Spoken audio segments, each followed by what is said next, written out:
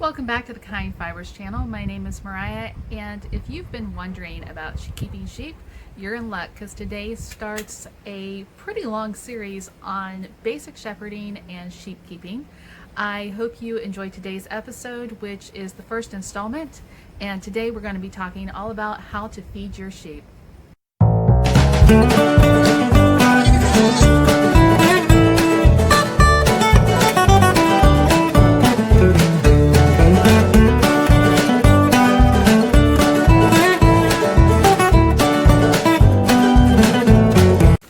So the format of today is basically me sitting and talking, which can be a little boring, but this kind of feels like a lecture, so yeah, that's just kind of what we're going to go with for today's format. Hopefully next time will be a little bit more, upfront action, but feed is just kind of one of those things. It's a little bit more of a boring topic, so it kind of lends itself to a little bit more of a sit down and talk format. Back in 2014, when I struck out on my own for my own homestead down in Hartsville, I absolutely knew that I wanted sheep. With the exception of Andromeda and Daisy and their offspring, about all of the sheep that have either passed through here or are permanent residents came from just kind of not so great backgrounds. A lot of them had more nutritional needs that were not being met than anything else, and I have watched over the years that contribute to everything from malnutrition to obesity to birthing problems, teeth problems, problems with parasites, wool break, all kinds of things. It all goes back, about 80% of it, to nutrition with sheep. So nutrition is a very important part of keeping sheep and is one of the foundational skills you will need to learn as a shepherd. The very foundation of what sheep need is good clean water and pasture. Water is pretty easy to cover. You just need some buckets or a trough that are cleaned on a regular basis, and they just need good water on a daily basis. Basically, if you would drink it, they can drink it. I don't know that I would feed them tap water with the chlorine, but just good spring or well water is fine for them. They're also fine with drinking out of the small brook, and when I had them at the other farm, they drank out of a nice little stream there. When you decide to give them water out of a natural body, it does not need to be a pond or anything like that. It needs to be a very shallow, slow moving brook or stream, not a creek, nothing that they can get in and kind of like drown themselves in or anything. Just a nice flowing, easy, shallow little place to get down and get a little bit of water. And that's it as far as the water. Pasture management and grass management is where people really tend to struggle when it comes to sheep. They need a lot of space. We have 10 acres here, and we are able to keep about 6 sheep per acre on our property, whereas in other parts of the country they can only keep 5 acres for 6 sheep, so 6 sheep on 5 acres. And a lot of that has to do with the water table, the kinds of forbs and browse and grass and legumes that are available, and just general climate. So that is something to keep in mind, is that if you are interested in becoming a shepherd, is to figure out how much room you have for keeping your sheep so that they can easily graze without destroying your pasture. Each sheep eats about 3% of its body weight per day. In my flock, the average weight is about 150 pounds, and my ladies and gentlemen eat about 4.5 pounds per sheep per day, or about 50 pounds of dry matter a day. So they are either getting that from the pasture or from hay, 50 pounds a day. When you start thinking about that over a month or a year, that turns into a lot of food for these guys. There's a misconception that sheep eat grass. While they do eat some grass, it's not the majority of their diet. The thing that they prefer the most are called forbs. If we go back to the ancient Greek word forbs, It actually means pasture or feed, which is very interesting. So what forbs are non-woody, broadleaf herbs. So we're talking dandelions, turnips, lyric leaf sage. What else is there? Dock, burdock, violet. There's a couple of other things that I don't know their name, but they're not grass. They're herbs. And when you think about it, what's the most nutritionally dense thing that people eat? It's herbs. So sheep are the same way. They're really after that nutrient dense food, which is herbs, then legumes such as clover, followed by browse such as roses and blackberries, and then finally the grasses. That's kind of the order that they eat things down in. So when you're looking at your pasture, or even when you're looking at your hay, you're going to want to not have a bunch of grass planted. You're going to want to have a nice, natural, wild type pasture where they can get the most amount of nutrition that they need. While on the subject of pastures, I also want to hit on rotational grazing. It's really important that your sheep don't destroy your pasture. Sheep like to eat the top, and then they eat the middle, and then they eat the bottom, and if there's not something else for them to go to, they eat the roots.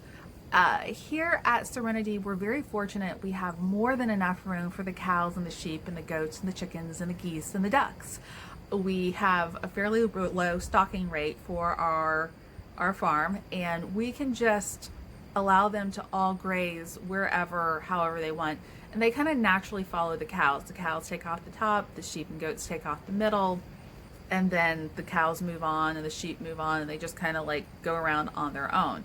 However, if you're limited on space, or your grass isn't as lush and plentiful with everything that the animals need, then you want to look into rotational grazing as far as your pasture management goes. It's something that I don't do, so I can't really speak to it in a educated way, but your local agricultural extension agent will be able to help you with that. They're really nice people, and I have found them to be a boo-koodle wealth of information that has really been a wonderful resource, and I highly encourage you to speak to them about rotational grazing and stocking rates in your particular area. We are incredibly blessed here that we have our very own hayfield, so our animals get to eat the same thing all year long, and I really believe that it helps them with their health. If you don't have that kind of a luxury, then when you're out looking for hay for your animals, you want to try to find the same kind of hay as pasture. We, a few years ago, found this really beautiful hay, and it smelled so wonderful and so good, and it was the kind of hay that you just wanted to like bury down in, and just, it's the kind of hay you wanted to just take a nap in, or like run off the top of the barn into a big pile of it. It just smelled wonderful, and it was soft, and it had this sweet odor to it. So we got $100 worth of it, and the sheep blew through $100 worth of hay in 2 weeks. That was meant to take them over a month, and they lost condition. They were hungry, they were grouchy, they just were not satisfied with it. So we ended up going down to the next county, and we found some wild hay that was very much like what we have out in our pastures and what we have up in our hayfield, and it was full of nice, beautiful plantain and all kinds of stuff like that. And we brought it home, and not only did the sheep take a month to eat it, they got their condition back. So that's something to consider. Is grass hay is really not the best thing for sheep. If you get into feeding grass hay, you're going to have to get into feeding other supplements and all, and it will in the end raise your bill significantly. There's 3 other things you need to really watch out for with hay, other than making sure it smells nice and it's not moldy or anything like that. And that is, you want to avoid any kind of pesticide, herbicides, or fungicides. Uh, as most of us know, pesticides can cause issues, especially with developing fetuses and embryos. So if you are looking at breeding, pesticide can be really nasty for your animals. I had pesticide poisoning, and it has taken me years to get well from it. So I really highly recommend not putting yourself and your animals in a situation that could be bad for their health. The next thing you need to watch out for is herbicides. If you follow some of the other channels here on YouTube, you've heard horror stories about feeding hay that has herbicides in it and then putting it in the compost pile and then the entire garden dying.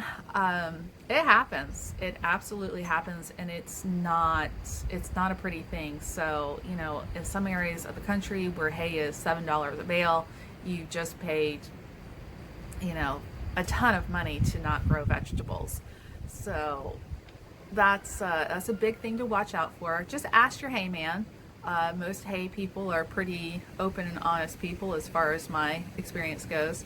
And finally, the third thing to watch out for with sheep in particular, and this is a very unusual thing, but it does happen sometimes, is to make sure that the hay has not been treated with any kind of fungicide to prevent molding or mildewing. And the reason why is that most fungicides and fungals, antifungals, have copper in them, and copper is absolutely poisonous to sheep every time. It's not a matter of if copper will kill your sheep, it's a matter of when the exposure will become high enough to kill your sheep. Or, you know, it's one of those things that just kind of like builds up and builds up and builds up, and it causes some really nasty problems. And to lose an animal to copper poisoning is pretty heartbreaking. So just be aware of those three things. Ask your hay man, and you know, just be conscious of that. Don't be afraid of your hay. Just keep it in mind. And I also wanted to say something too, while on the subject of hay and just coming off of pasture. I use open range grazing pasture for my sheep, and only hay in the winter when there's not enough food on the ground for them. However, there are valid management systems where people keep their sheep penned and just feed them hay. There's several people who are out west, and due to either climate or they have too many predators, they keep their sheep inside all year long, either in big barns or in pens, and feed hay. The sheep have plenty of water, they have good nutrition, they have room to exercise. It's not what works for me, but if you're in that kind of situation, you know, don't let anybody tell you you're not taking care of your sheep, because basic nutrition and care is still basic nutrition and care, and sometimes we just have to do the best with what we have. So it's not a management system that I'm experienced with, but I've seen other people who do it and do it well, and I do believe it is a valid management experience if you want to look into that, if you're lacking the space, or if you have a very high concentration of predators. In addition to good old-fashioned plants and water, sheep also need minerals. I happen to use the red minerals from Tractor Supply because my co-op does not carry sheep minerals. I am one of the few people in my area to keep sheep, and it's just not something that has enough demand for my local farmers co-op to carry. So I go over to Tractor Supply, and I have been really, really pleased with their red minerals for the sheep over the years. They're just loose minerals. It says sheep minerals on the front of it. It has a picture of a sheep. When you're looking for mineral, you specifically want mineral for sheep or something that does not have copper in it. Again, back to copper. Copper is poisonous. You don't ever want to feed cow or goat mineral to sheep. It's not their nutritional requirement. and it also has copper in it, and you will eventually end up with dead sheep if you feed that mineral. That's really all there is to mineral, other than just keep it in one of the mineral feeders. We keep ours on the side of the barn, and we just fill it up, and they have access to mineral whenever they want it, and that's pretty much it. We don't feed baking soda because we don't feed grain. And while mentioning grain, I'm going to tell you why we don't feed grain. Grain is candy, and grain causes nutrition issues. Think about it. If you eat candy all day long, or if you have access to a good amount of candy, are you really going to sit and eat your vegetables? You're going to go eat the candy first, you're going to fill up on the candy, and then you are not going to want to eat your fruits and veggies. Sheep are the same way. And just like when human beings don't eat the kind of nutrition that we were designed to eat, we have health problems. In fact, most health problems stem in people from nutrition. The same thing happens with sheep. So we don't feed any kind of grain. We don't feed any kind of, feed that's commercial to the sheep. We will feed a small amount of corn, and we're talking about a cup for a dozen sheep, about once a week, just literally as a treat. They like it, they enjoy it. It's a great way to bond with them, but it is not a food stuff. It's candy, and we treat it like candy, and we only give it every once in a while. We will give a little bit of alfalfa cubes every once in a while too as treats, if you would rather do that. I actually think that's a little bit cleaner and neater than getting sheep slobber all over your hands. But again, that's coming up more on candy as far as daily nutrition goes. When I was a breeder, I was not flushing my sheep, which means to kind of ramp up their nutrition before breeding. I just let them have their good old pasture and hay, and I still ended up with twins and triplets on a regular basis.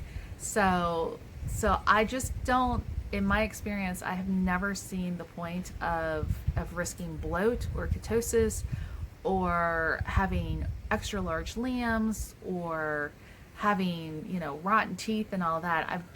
And the expense is just expensive too. So I've never really seen the point in adding the expense and the risk when it's absolutely not necessary, as long as you're feeding the basic Forbes based grass and hay, along with clean water and good mineral. And that is pretty much the long and short of feeding sheep. I hope you enjoyed today's episode, and you have a little bit more idea of what you need to feed your sheep. Feeding sheep and pastures and all of that is a little bit of a dry subject, so if you've stuck with me to the end, thank you so much. Next month I'm going to be covering housing, and actually showing how and where we house our sheep, and give you some ideas about what works and what doesn't work, and the requirements that differ between keeping wool sheep and hair sheep when it comes to housing. I hope to see you back next month, and until then, in all you do, craft no harm. Bye.